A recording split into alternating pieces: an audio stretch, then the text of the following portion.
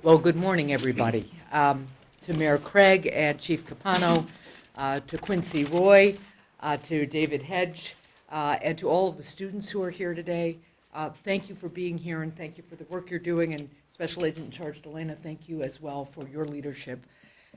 We all know far too well the painful impact that the substance misuse crisis is having on our families, our communities, our economy, our entire state, and frankly, as I talk with my colleagues from other states, it is having an impact all across our country. So it's essential that we do everything we can to stop substance misuse before it starts. Too often, addiction can start from taking prescriptions that were left in the medicine cabinet.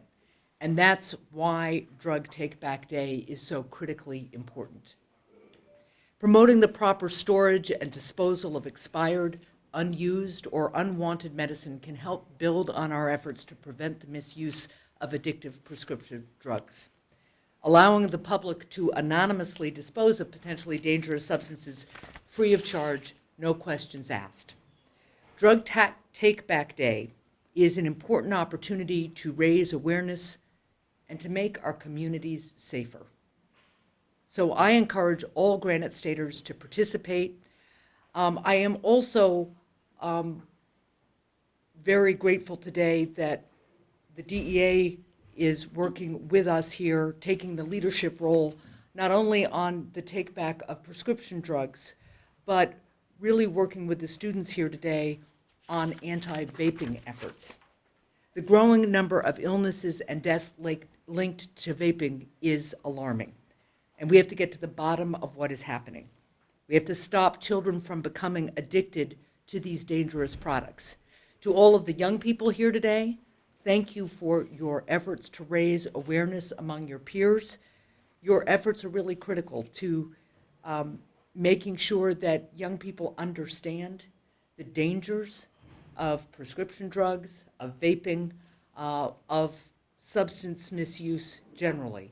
It's been really nice to talk to you all because I also think that you're really making sure that your friends and peers have different activities, different places to go if they're feeling pressure to use drugs. So kudos to all of you for what you're doing.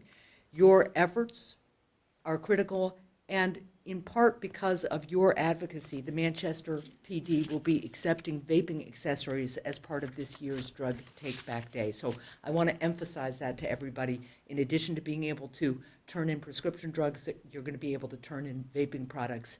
And I'm very grateful to the young people for making sure that that's a part of today's program. I'm going to keep working in the United States Senate to support your efforts, and I'm going to keep working to hold the big tobacco companies that now own so much of this e-cigarette business accountable for their role in targeting children and teenagers. So thank you again to the DEA, the Manchester Police Department, local law enforcement who are participating in similar events in your communities, and all of our partners here today for your hard work. I look forward to our continued efforts together to turn the tide of this epidemic and build a healthier, safer, more prosperous New Hampshire and America. So thank you all for what you're doing, and next we will hear from Mayor Joyce Craig.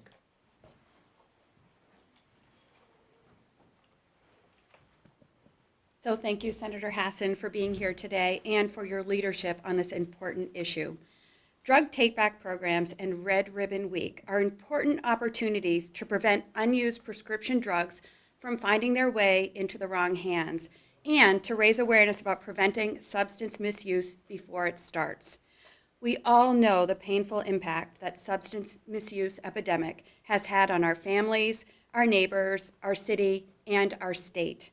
And while we've made progress by working together to increase treatment and recovery services, the most critical way to stop substance misuse is to prevent it before it starts. And that's why programs like Drug Take Back and Red Ribbon Week are so important and why we're all here today. This needs to be an all hands on deck approach. Law enforcement and first responders, our schools, healthcare organizations, treatment providers, our students all recognize the importance of raising awareness and preventing tragedies before they happen. And I want to recognize the efforts of Quincy Roy, a junior at Memorial High School, and the students from McLaughlin High School as well, who, along with making it happen, saw firsthand the huge vaping problem among their peers and inspired the DEA to add vaping products to the Drug Take Back Day. Thank you for being aware of what's going on, what your peers are doing and seeing, and taking action and being vocal. Through these efforts, we're addressing a critical public safety and public health issue, and I want to encourage everyone to participate. By working together, we'll make sure Manchester is safer, stronger, and healthier. Thank you. And now I'd like to introduce John Delana, Special Agent in charge of the New England Field Division of the DEA.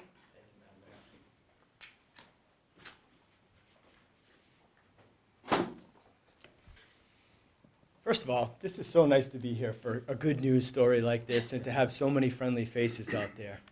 Good morning, everyone. It is my honor and privilege to be here with you to announce and promote the Drug Enforcement Administration's 18th National Drug Take Back Initiative. Again, my name is John Delana, and I'm the Associate Special Agent in charge of DEA's New England Field Division. As you probably know, we regularly hold Drug Take Back Days twice a year in April and October. These drug take-back days are important to the health of our great state, country, and our entire society. Every individual effort has an impact in the Northeast and the entire United States. In our 17 previous collection days, we have collected almost 12 million pounds of prescription drugs. Now, before I get into all the particulars of this event, I'd just like to take a minute to acknowledge everyone that's here with me. Thank you, Senator Hassan, for being such a great partner and supporter of DEA and all law enforcement and first responders. Mayor Craig, thank you for always being a friend to DEA and for always being available for these events. Chief Capano, thank you for hosting today's event, as well as the Drug Take Back event that we have here at Manchester PD. I consider the Manchester PD location to be the gold standard of what all Drug Take Back locations could be. It is a true community event. I love what we have been able to accomplish here. I would also like to recognize all the inspiring young people who are with us today. You will hear from them directly about the amazing things they are doing here in New Hampshire.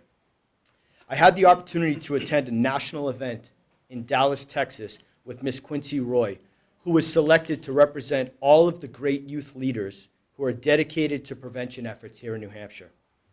Finally, I thank all of the members of the media. You help all of us get this critical message out to all of our friends and neighbors. On Saturday, October 26th, 2019, from 10 a.m. to 2 p.m., at 125 sites around New Hampshire, we will be accepting unused, unwanted, expired, controlled prescription drugs or over-the-counter medications. This is a chance for all residents of the Granite State to get out and proactively participate in a solution to the opioid epidemic by allowing law enforcement to properly dispose of these drugs. I am always asked by people that I come across, what can I do to help with this crisis? This is something that everyone can do to help. I have heard from too many parents that their children started experimenting with drugs found in their own home. So many Granite Staters have battled with this disease, which started sometimes with prescription medications. Sadly, when they could no longer find or afford these prescription drugs, those same people turned to the street, which has been flooded with fentanyl by Mexican transnational criminal organizations. That is why it is so important that we get word out about Saturday's Drug Take Back event.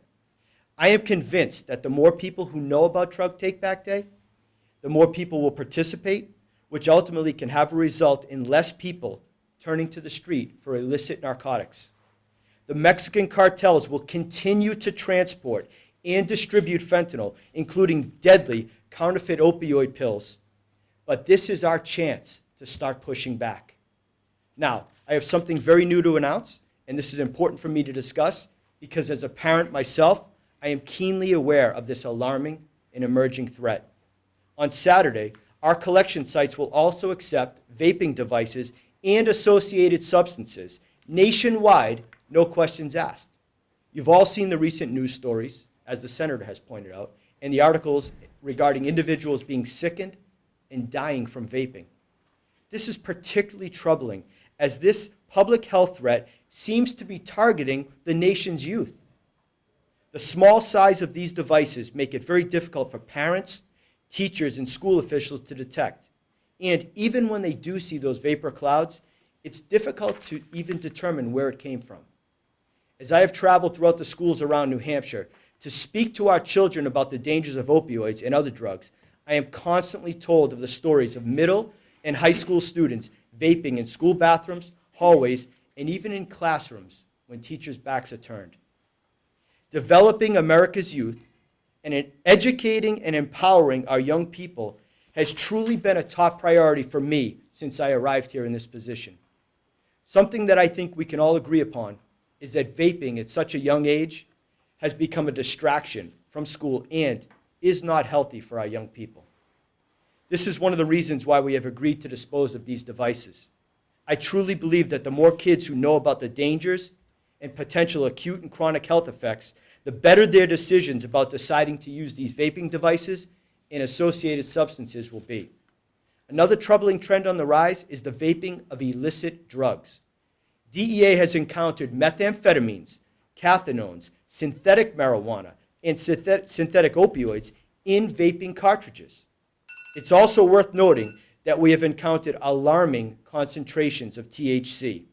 According to the CDC, there have been approximately 1,299 lung injury cases associated with the use of vaping products, along with 26 deaths as of today.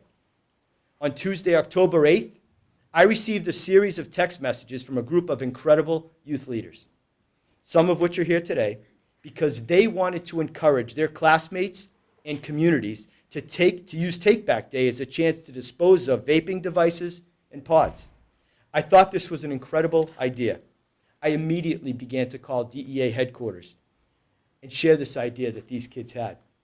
I was very happy to find out that there were some people already working on this concept, but I knew I just couldn't tell these people, these young kids, that this process was happening slowly. It needed to get worked on very quickly. I pushed DEA and shared with them how inspired these young upstanders were and how passionate they were about this project, and I needed an answer. I was notified immediately when the logistics were finalized and was so proud of these great kids when I was able to share the news with them and with their counselors. For their great efforts had contributed to this final decision. Now I want to be clear. The primary purpose of DEA's National Prescription Drug Take-Back Day has always been, and still remains, to provide a safe and convenient and responsible means of disposing prescription drugs. While vaping devices and materials are not prescription drugs, we believe it is reasonable that the public may wish to dispose of these items alongside their prescription drugs. One note, we are encouraging and asking that any batteries be removed before dropping them off. Finally, I am reminding everyone that if you come by Manchester Police Department on Saturday, you will see a true community event. It is exactly what the Granite State is all about. In addition, there are 125 locations around this state where you can drop off any of your prescription drugs and vaping equipment. Each of those locations will provide a unique experience as well. I'm urging everyone who may be listening to canvass your home, your office, your school, your friends and family, any place that prescription drugs may be located, and find a collection site near you. In order to locate your nearest collection site, you can always go to www.deatakeback.com and enter your zip code, county, city, or state, and you will find a ton of other helpful information out there as well. With that, I thank you for your time, and I want to introduce Chief of Police, Carlo Capano. Good morning. First, I want to thank Senator Hassan for bringing us together today for such an important message. I'd also like to thank the media for being here today. You're the ones that provide us with the ability to send this message out to the masses. This week's Red Ribbon Week, and it's a drug take-back. It's such an important event, and as we all know, the drug crisis is crippling society, and if we can do anything to help educate and prevent this from continuing, as a community, we must work together. This year's Drug Take-Back will take place Saturday, October 26th, from 10 a.m. to 2 p.m. You can drop off your unwanted medications and vaping products at these 4 locations: Manchester Police Department, right here at 405 Valley Street, the State Armory in Manchester, Elliott Hospital in Manchester, and Walmart in Manchester. At the Manchester Police Department, we'll be providing a shredding truck, which you can bring 1 box per person, And then we'll also have officers and MPD staff on hand to assist you and show you around the static display of our equipment. I'd like to encourage all of you to come down to MPD on Saturday, or any of the 4 locations, to properly discard your unwanted medications, vaping products, and anything that you can find within your households. Let's continue to make this effort a success. Last year's drug take-back, we were able to collect 57 boxes just here in Manchester of unwanted medications. That totaled approximately 1,000 pounds of products, and this past April, we collected 30 boxes. So again, please take a look around your house. Whatever you are not in need of, please put them together and bring them down to one of our 4 locations. Now it is my absolute pleasure to introduce Memorial High School student and Making It Happen member, Quincy Roy. Alright, I would first like to say that I'm a little sick, so I just want to mention that before I start, so bear with me. But good morning, everyone, and my name is Quincy Roy. I'm a junior at Memorial High School here in Manchester, New Hampshire. I've been a youth leader with Making It Happen Empower Youth and a part of the DEA 360 initiative since the spring of 2017. Before I get started, I would like to thank Senator Hassan, Mayor Craig, Chief Capano, and John Delana for giving me the chance to speak today and represent many youth voices. This summer, I had the opportunity to represent the Making It Happen Empower Youth Coalition and all of the kids of New Hampshire at the National CADCA event in Dallas, Texas. This event gave me the privilege to share our coalition's efforts and accomplishments with other coalition leaders from around the country. It was also an opportunity to learn about their challenges and goals for their communities. As coalitions, we may be far apart geographically, but we clearly share the same message and objectives of combating the drug epidemic and creating a generation of kids making healthy choices. So why is youth involvement so important here in Manchester and across our state? The truth is that youth are a valuable resource and one that has not been utilized effectively until now. As youth, we are able to talk to and educate our peers in ways that adults can't. Kids are more likely to listen to other kids and value their opinions. As youth, we are also able to educate parents. For example, the upcoming Vaping Unveiled at West High School. Parents need to hear the insights that only the youth can provide. We are able to give public health experts valuable information about what's happening in the lives of young people today. Drug use doesn't happen in a vacuum. It happens in the context of mental health issues, peer pressure, bullying, and self-esteem issues, and so forth. Finally, and perhaps most importantly, the youth of New Hampshire are the key to mentoring younger students and helping to create more leaders so that we can build on our current momentum. And we're really just getting started. And now I have the privilege of introducing McLaughlin School SAP counselor and Making It Happen Empower Youth Advisor, Mr. David Hedge. Good morning. Thank you, Senator Hassan, Mayor Craig, John, and Chief. My name is David Hedge. I am the Student Assistance Counselor at McLaughlin Middle School. I'm lucky to be part of the Manchester School District in that we have a SAP counselor in each of our middle schools and high schools. And since, like Quincy said, since 2017, we've been working with kids and empowering them to work in the community with their peers to make sure that their friends and neighbors don't make the wrong choices. I have 4 students that I brought with me today. Shayla Ryan, if you can come up, Ashlyn Bardnicki, Chelsea Stranson, and Kelly Legallo. These 4 students here are the future leaders in prevention here in Manchester. They attended a 2.5-day training program last year in leadership in prevention. And rather than me talk to you about what they're doing, I'd like to let them speak a little bit. Thank you. So during the LIP program, we not only learned how to use our leadership skills, but we also learned how to get rid of the drugs and help people who are addicted to drugs and alcohol and help them move on from that and prevent it before it even starts. A part of the so like a big part of this is that to kids it's that, like when we have assemblies and we're trying to get the word out, they don't really listen to the adults talking. They more of goof off, use it as an opportunity to get out of class. But when they hear youth talking about it, they take it more seriously and they're like, well, these kids actually might know what they're talking about, and when they like it's coming from their peers, they trust them more and they tend to take it more seriously. They also know us more and they think, oh, well, my friend is telling me to stop. Maybe she actually has an idea of what's in this. And a lot of time in e-cigs, there's a lot of, like 13% of the actual e-cig that the manufacturers don't know what's in it.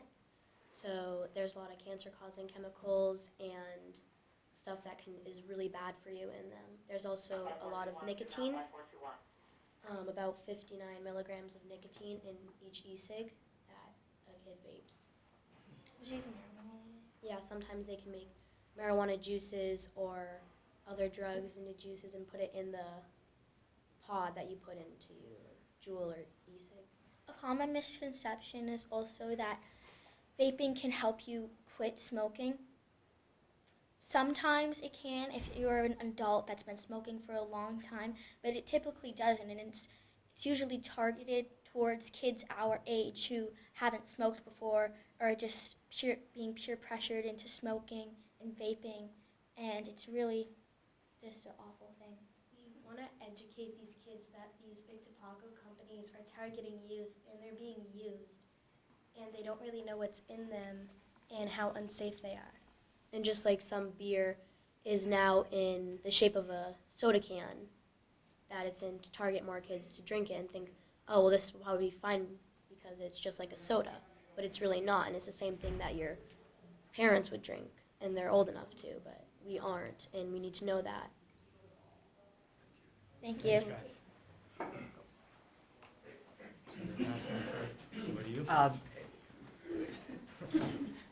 You guys are a very hard act to follow, which is really good news.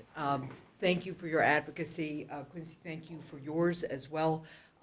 What I hope all the young people who might catch this clip or read about Red Ribbon Week or decide to get more involved in prevention activities generally understand is that you all matter and you count. We want young people to understand that they have tools and they have the power to say no and to reject all these efforts that big tobacco, for instance, and drug manufacturers and cartels are making to get them dependent on drugs and illicit substances and on e-cigarettes and vaping. And it's really, really critical that you all keep speaking up, you all keep learning all the information that you just so articulately shared with the rest of us, because that is in fact what will help us prevent substance use disorders and build a healthier community, healthier New Hampshire, healthier and stronger and prosperous country. So thank you guys. Thanks for everybody for participating. It is really critical that we all continue to work together to turn the tide of this epidemic of substance misuse. We also know that we can fight as hard as we can against things like opioids, but there are always going to be entities out there, whether it's big tobacco or whether it's cartels, that are going to try to get people hooked on different substances. And so it's just really, really critically important that we stay vigilant and that we stay together so that we can all get healthy and thrive. So with that, thank you all for coming. Don't know if we want to take any questions, but I'm sure there are people up here who are happy to. With that, thank you all for coming. Thank you.